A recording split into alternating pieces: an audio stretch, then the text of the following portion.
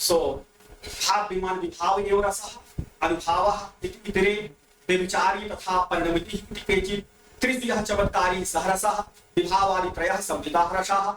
So these are the rasa theories, and then rasa siddhanta, bhuktivada and abhyaktivada, and this one is the relationship, to see the relationship of the rasa, cause and effect relationship. Two more theories, that is anirvachaniyatavada and then navya siddhanta is bhavavada. Process of aesthetic experience.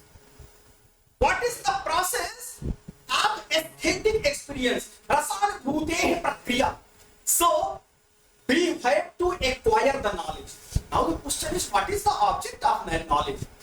So object of knowledge is kavya. So kavya is the object of knowledge, and through the vritti, abhidha vritti, lakshana vritti and vyanjana vritti, we are getting the knowledge of the poetry. So knowledge of the poetry is the subject, and knowledge we can say this is the visai, and this is we are getting through the vritti, abhidha vritti, lakshana vritti and vyanjana vritti. Then once we got the knowledge of the kavya, then desire will be originated automatically. It is the nature of each and every human being. Once you got the knowledge, so I came without taking, but sir has told me, I told yes sir, why not? See, if I have knowledge, so that desire will be originated automatically. This is the nature of the each and every. So knowledge originated desire automatically. Then desire will create mental effort. Okay, I have to go to deliver the lecture on rasa theory. So some structure I have framed in my mind, that is called mental effort. It is called volition, kriti. Volition, V-O-L-I-T-I-O-N, like that English is there, mental effort. Then mental effort will create the physical effort. Sir called, we are waiting in the Narayani Kaksha. Without taking breakfast or very hurry up and something I took, and then I boarded the car and came back here. This physical effort. So mental effort will create the physical effort. Then the combination of mental effort and physical effort is called bhavana. Bhavana means psychological process. It is called willpower. In Sanskrit, it is called kriya siddhi sattve bhavati. If you are having the willpower, so each and whatever you have made your goal, that goal can be fulfilled through your willpower. So this is called bhavana in Sanskrit. Bhavana. It is the psychological process, and through that aesthetic meaning of the poetry can be known. Aesthetic meaning of the poetry is the output of your mental effort and physical effort. And once you got this effort, so this mental and physical effort is the cause. Both are not the two. It is the cause of the aesthetic experience. Rasanubhuti. Hindi बता देता हूँ बच्चों को, हो सकता है मेरी अंग्रेजी बड़ी टूटी फूटी है, ना समझ पाए. पहले हमें काव्य पढ़ना है. काव्य से हमें अभिधा, लक्षणा और व्यंजना से जो है हमें उस काव्य का ज्ञान होगा. जब ज्ञान हो गया तो इच्छा उत्पन्न हो जाएगी ऑटोमेटिकली. यदि विषय का ज्ञान हो तद विषय इच्छा सिद्धांत है, इच्छा ऑटोमेटिकली हो जाएगी. फिर क्या करोगे? जैसा ज्ञान होगा वैसे ही आपके अंदर एक मेंटल एटीट्यूड डेवलप होगा. इसको हम कहते हैं मेंटल एफर्ट. जैसा मेंटल एटीट्यूड डेवलप हुआ उसी तरह से आप फिजिकल एफर्ट करोगे. वो भी एफर्ट ही है लेकिन मेंटल है, तो उसको कहते हैं चेष्टा. और जब चेष्टा तक हो गया, इसी मेंटल एफर्ट और फिजिकल एफर्ट को ही हम भावना कहते हैं. शास्त्र में, काव्य शास्त्र में भावना भी एक प्रकार का जो है ज्ञान है. इसको हम धारावाहिक ज्ञान कहते हैं. और जब भावना हो गया तो उसी काव्य का रमणीय अर्थ आपका ज्ञान हो गया. रमणीय अर्थ क्या है? उस भावना का आउटपुट है, रिजल्ट है. और जब इसी भावना से, माने मेंटल एफर्ट और फिजिकल एफर्ट से आपको रसानुभूति होगी, तो what is the cause of aesthetic experience? The cause of aesthetic experience is the bhavana. इसी को भावकत्व व्यापार जो है भट्टनायक ने भुक्तिवाद. So this is the process of gaining aesthetic experience. How we can gain the aesthetic experience through the knowledge of the poetry. So this is Vishesh, and I will not discuss this one because this is original in Sanskrit due to the crunch of time. So now I would like to stop here itself because So many other things are there, but I don't want.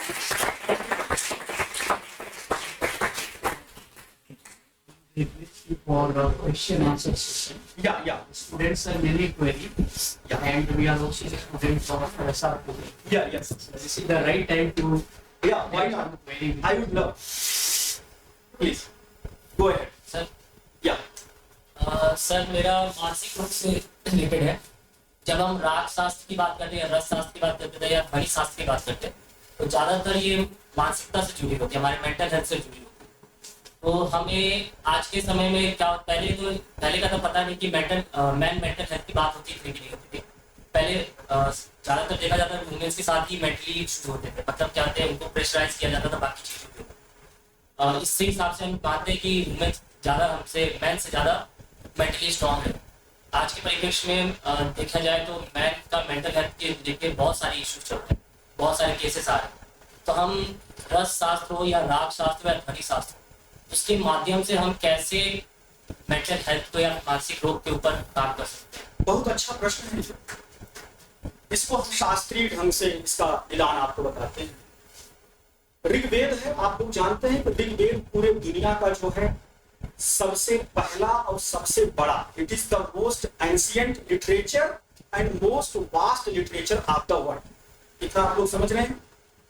Rigveda का जो ऋषि है वो सिर्फ परम पिता परमात्मा से एक ही प्रार्थना करता है। क्या कहता है? हे ईश्वर, धियो योना प्रचोदया या तन्मे मना शिव संकल्पमस्तु। हमारी साइकिक बॉडी तुम ठीक कर दो, वो उसको हमारे हाथ में नहीं है। साइकिक बॉडी का मतलब वही साइकोलॉजी, मन, बुद्धि, चित्त और अहंकार। इसी के सिस्टम को आप ठीक कर दो, बाकी तो हम सब कुछ ठीक कर देंगे। पूरा का पूरा ऋग्वेद में जो प्रार्थना है ईश्वर से, यही कहते हैं कि हमारी बुद्धि, इसको कहो तो बुद्धि, कि हे ईश्वर आप अपनी अनुकंपा मेरी बुद्धि पर बनाए रखो, बाकी हम सब कुछ सही कर लेंगे। दुनिया का जितना बड़ा जो क्राइम, दुनिया का जितना बड़ा एक्सीडेंट, हल्की सी बुद्धि का भ्रम हो जाता है, बड़े से बड़े गलत काम हो जाते हैं। इसलिए जो है संस्कृत में यही कहा गया, जितना भी रस है, किसी में कहता हूं जो इंडियन एस्थेटिक्स है, ये हमारा इंडियन साइकोलॉजी है। और कैसा साइकोलॉजी है? Theory and practice both. Indian psychology भी दो प्रकार का है, एक थ्योरेटिकल फॉर्म में है, एक अप्लाइड फॉर्म में है। पूरा का पूरा कि कैसे हृदय कौन होगा, भावना क्या होती है, आप उसका सहानुभूति जब करते हैं तो आनंद का स्वरूप किस प्रकार का होता है, सीधा पूरा का पूरा आपके साइकिक बॉडी से जुड़ा हुआ है। और इसलिए जो है जितने भी स्टूडेंट्स हैं, अगर आप लोग साइको इंडियन मतलब कोई भी शास्त्र पढ़ते हैं तो निश्चित रूप से आपको जो अंदर से विल पावर मिलेगा ना, जो है बहुत सारी जो साइकिक डिजीज हैं वो स्वतः चली जाएंगी। ये टेस्टेड है, ऋषियों ने टेस्ट किया है और ऋषियों ने पूरे शास्त्र में बता दिया, चाहे पौरुषेय हो, चाहे पौरुषेय हो, चाहे वो दर्शन हो, चाहे वो काव्य हो, वो यही बताते हैं कि भैया ये बुद्धि है क्या, ये मन क्या है, ये चित्त क्या है, अहंकार क्या है, आत्मा क्या है, परमात्मा क्या है, सब कुछ जो है आपकी साइकोलॉजी से जुड़ा हुआ। इसीलिए मैंने आपको साइकोलॉजिकल फॉर्म में बता दिया कि व्हाट इज द रसा। रसा is the physio psychic spiritual aesthetic experience. ये आपका जो है कैसा है, इस इंट्रोवर्सियल मूवमेंट, जब आप इनर जर्नी करते हो, आप अपने में समाहित हो जाते हो, अपने में खो जाते हो। अगर आप जो है आपका जो है चित्त बाहरी स्वरूप पर है, विषयों पर है, आप सुंदर चीजें देख रहे हैं, तब रस क्या होगा आपके लिए? तो रस क्या कहते हैं कि spiritual psychic physical aesthetic experience can be known as rasa. ये आपका एक्सट्रोवर्सियल मूवमेंट आपके साइकिक बॉडी का, वो साइकिक बॉडी उसमें प्रधान रहता है। तो हमारा सबमिशन है, चाहे आप कोई भी शास्त्र संस्कृत का पढ़िए, गीता पढ़िए, काव्य शास्त्र पढ़िए, मैंने बताया कि rasa has pervaded entire purple discourse of Sanskrit. पौरुषेय शास्त्र काव्य, इट हैज परवेडेड। ये पूरा का पूरा जो है सिद्धांत जो है, ये रस जो है वो व्यापक है, व्याप्त करके रहता है। इसलिए रस जो है हर जगह है। उसके स्वरूप को जिस दिन आप पढ़ेंगे तो आपका ट्रांसफॉर्मेशन होगा। कैसा ट्रांसफॉर्मेशन होगा? फिजिकल बॉडी, स्पिरिचुअल बॉडी में तो कम, जो पहला जो इफेक्टिव ट्रांसफॉर्मेशन होगा आपके साइकिक बॉडी में, आपके मन, बुद्धि, चित्त और अहंकार पर होगा। इसीलिए हम कहते हैं कि संस्कृत जो है, it is the text of Indian psychology. It has to be treated or it has to be further researched in the light of psychology. क्योंकि हर जगह जो है आपका मन बुद्धि चित्त अहंकार हर जगह आपको मिल जाए जिस दिन आप अपने इनर वर्ल्ड के नेचर को जान जाए। इसलिए कहा गया तैत्तिरीयोपनिषद में, अगर आत्मा को जान गए, मतलब अपने सेल्फ को जान गए, अपने अंतःकरण के विज्ञान को जान गए, फिर कुछ भी शेष नहीं हो जाता, सब कुछ। Good.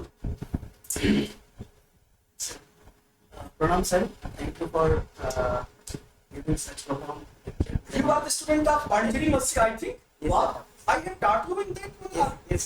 Wow, great. Yeah, what purpose your name is? Yeah. And now he is pursuing PhD under Dr. Great, great, great. Thank you, sir. Listening to you always been like great aesthetic pleasure. So my query was like how the philosophical concept of Auchitta, sorry, Satchidanand can be called the sublime of Brahma, or can it be called as the ultimate form of Brahma? Good. Very nice question. He is saying that Rasa is the Ananda. And what is the Ananda? Ananda is the realization of ultimate reality.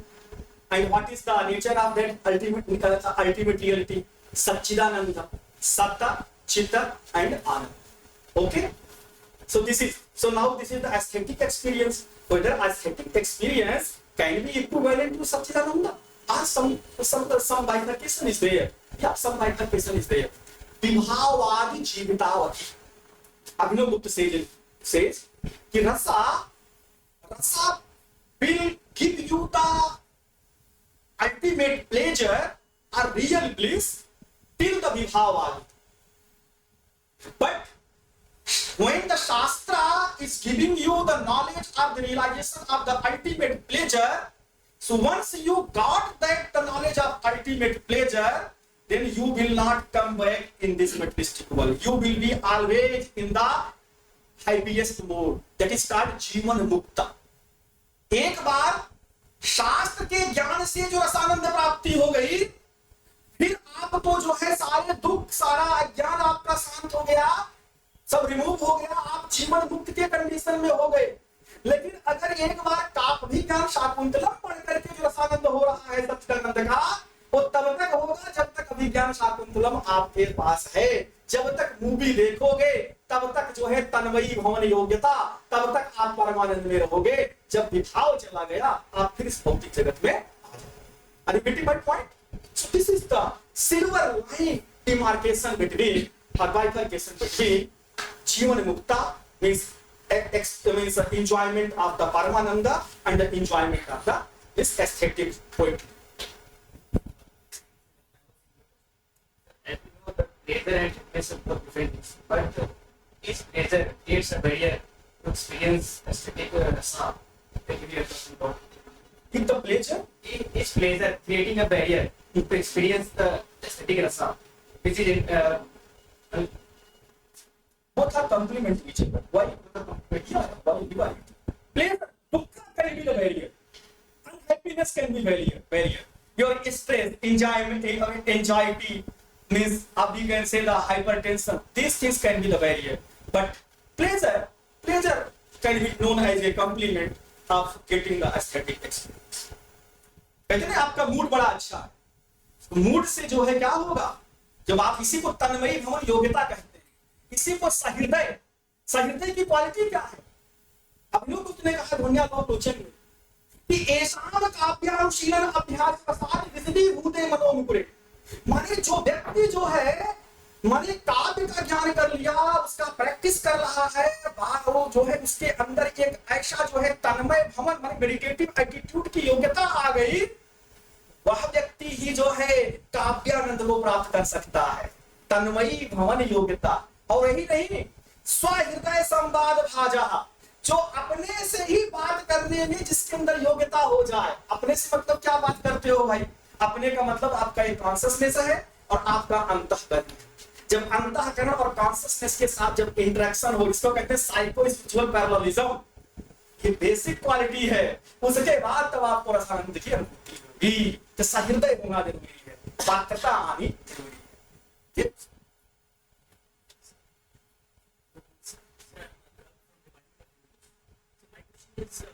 When we discuss first, primarily discuss about 8 rasas in Nadisastra, and later the 9th rasa was added by Abhinav. So, does it function different from the original 8? Or Yeah, actually, but on Natya Shastra, one commentary is there, Abhinav Bharati. Abhinav Bharati commentary is written by Acharya Abhinav Gupta on Natya Shastra. So he says that, okay, Ashtav Natya Rasa Sutta is there. Ashtav Natya Rasa Sutta.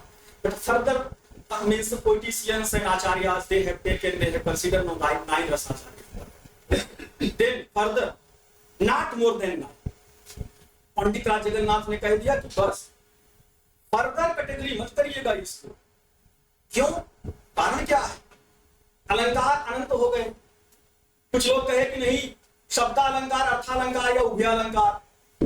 गुण जो है कुछ लोग कहे 10, कुछ लोग कहे 3, रीति कुछ लोग कहे 3। कहे कि इस तरह से इतना डिस्कोर्स हो जाएगा कि हमें आचार्यों की बात माननी पड़ेगी, वरना तो अनंत रस हो जाएंगे। इसीलिए उन्होंने कहा कि परंपरा का फॉलो करो।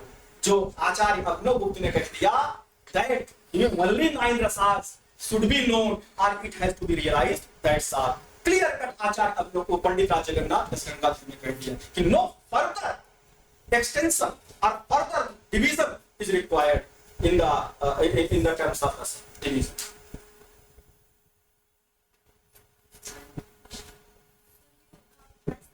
introduce. From where? What is your native place? Okay, actually আমি বাংলা বুঝতে পারি, इसलिए सोचा सर बंगाली में कुछ होंगे।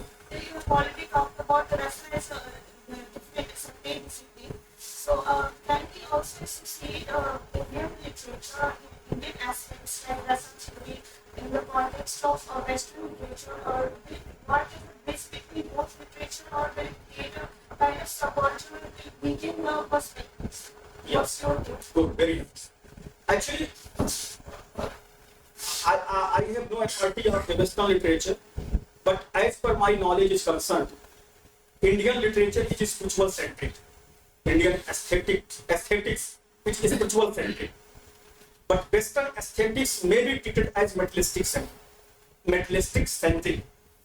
So both can be the complement. I have given the 2 definitions of the rasa. So Indian aesthetics must incline to the introversive movement. Western aesthetics, extroversive. So both can be the complement. That's why I say Western mind and Indian heart, if they will meet together, can do the miracle. Okay? Why I have prepared my lecture in English? Because so many things. If you want to know the materialistic development, so you can't ignore the Western methodology. It has to be learned. It has to be taught. And if you want to transform yourself as a spiritual development, for that Indian way of thinking, Indian research methodology is also required. For the sustainable development of the society, for the holistic development of the society, both can be treated as a complement. Western mind and Indian heart. West is the East, West from the East and West. It has to be the logo or motto of the each and every academician. West, B-E-S-T. West from the East and West. जो भी अच्छा हो पूरब से लो और पश्चिम से लो. Then you see so many things we can give to the rest of the world, and so many things we have to also learn from the rest of the world.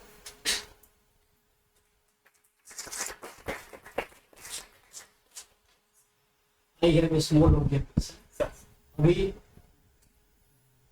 Digvijay ने जो प्रश्न पूछा कि why young students are these days suffering from mental crisis. There was something like this. I suggest you एक book fried ने भी जो लिखी है डिसकंटेंट एंड सिविलाइजेशन, उसमें वो यही बताते हैं कि जो सभ्यता है आज, जो मनुष्य जो बनावटी जीवन जी रहा है, दिखावे का जीवन जी रहा है, और जिस चीज को हम मानते हैं कि मर्यादा है, नैतिकता है, कई बार हम अपनी इच्छा को मार के जीते। तो ये ध्यान रहे कि इच्छा को मारना नहीं चाहिए। इच्छा जब मरती है तो दमित इच्छा जो है it takes the form of nightmare, भयानक स्वप्न या मैडनेस, पागलपन, ये सारी चीजें होती है। तो हम we should try to live natural life. हमारा जीवन जितना सहज होगा, जितना प्रकृति के साथ होगा, बैलेंस होगा। इसका अर्थ ये भी नहीं है कि हम इतना खुल के जीने लगे कि समाज का जो ताना बाना है उसको भी हम खत्म कर दें, ये भी इसका अर्थ है। और दूसरी बात ये है कि अभी प्रोफेसर अनिल जी कह रहे थे, तो मैंने सर जितना मैंने समझा है संस्कृत पॉलिटिक्स का मुझे कम है समझ, लेकिन आप लोगों के साथ रहकर मैं भी उसके सार को समझ रहा हूँ खूब अच्छी तरह से।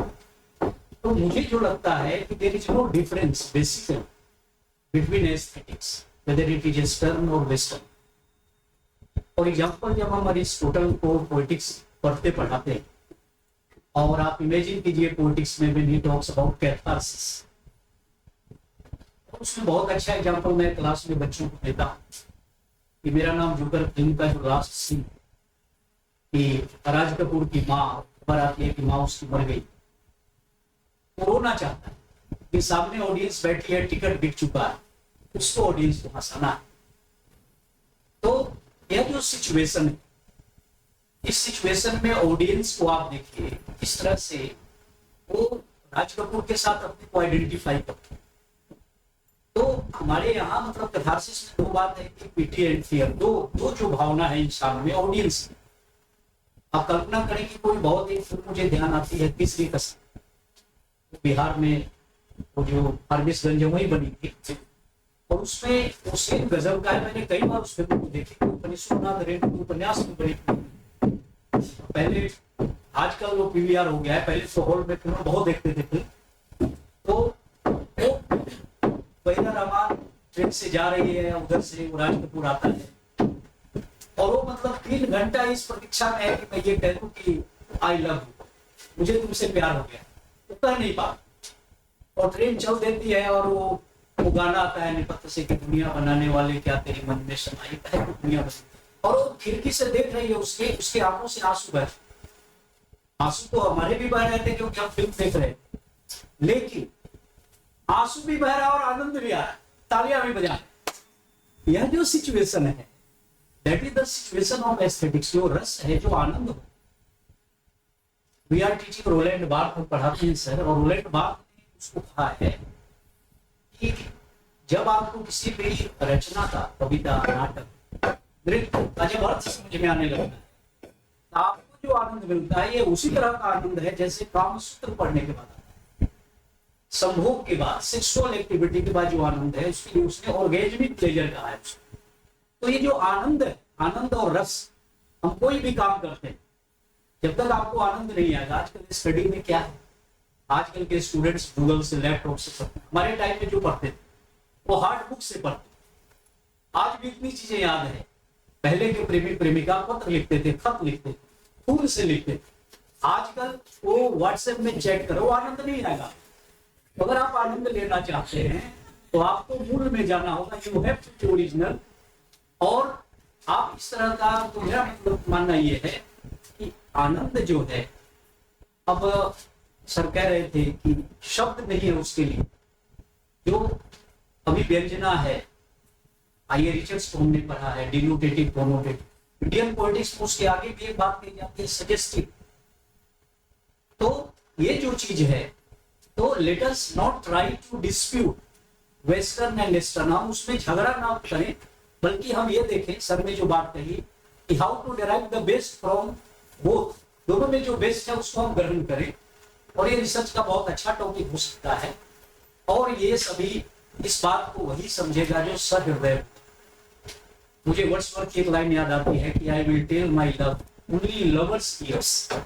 मैं प्रेम की बात से प्रेमिका के कान में कहना चाहता हूँ, क्योंकि इस बात को अगर व्यापारी को कहते तो नहीं समझे। लेकिन सर, हमारा व्यापार भी एक रस का अभिनय और रस की परिस्थिति है, क्योंकि हम चाहते हैं कि विद्यार्थियों में इंटरेस्ट पैदा करें, एक टेस्ट पैदा करें।